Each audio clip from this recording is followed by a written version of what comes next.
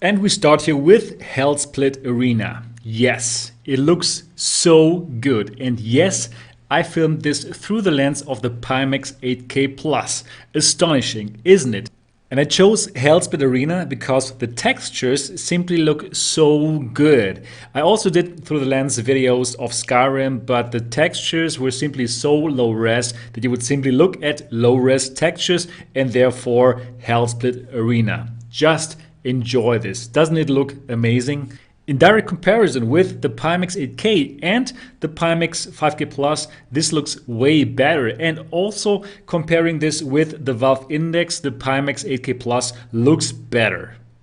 And playing Hell Split and of course lots of other games with this kind of picture quality and this big FOV, it's simply pure fun.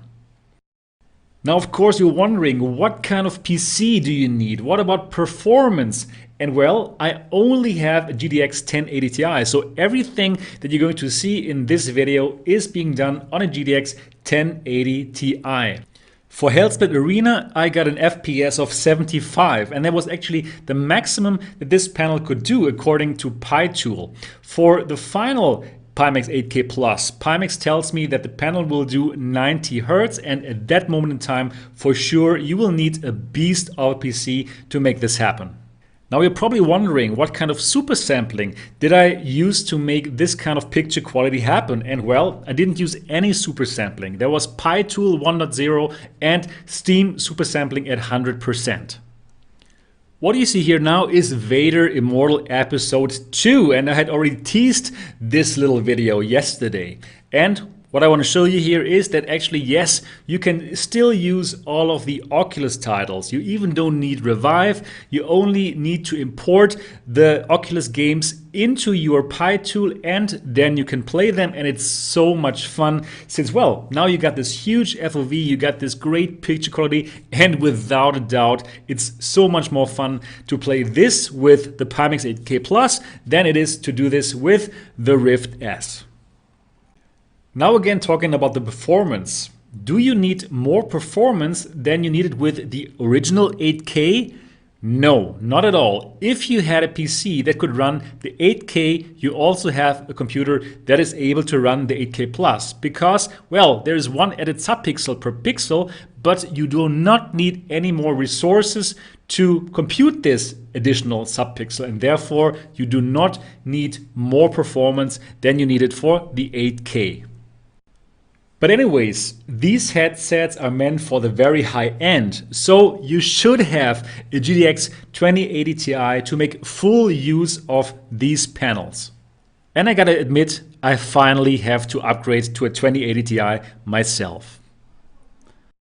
Alright, so now it's finally time for DCS. I know that lots of you are huge fans of simulators, so here we go. This is DCS, and as you can tell, it looks so good. It is nearly photorealistic, but now on the big FOV. So that should be big news for all the sim fans, X-Plane 11, DCS, and so on and so forth. This is so good. Unfortunately now I'm going down here with the plane. It was so tough to take this video, and yes, I understand I could have just recorded the replay, but well, I simply restarted the plane again, and here we go. Have another look at how clear everything looks like. It's so good. And I must honestly tell you, I was surprised by this kind of picture quality. Why? Well, this is still a 1440p signal, right? And this signal gets upscaled to these 4K displays. So what I can tell you, it seems like that this upscaler is doing an amazing job at upscaling the 1440p signal to 4K.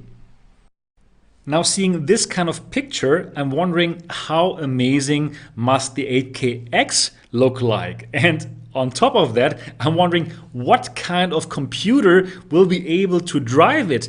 Now Pimax says you're good with one 2080 Ti, but well, I doubt it until I really see that for myself, because that must be simply crazy.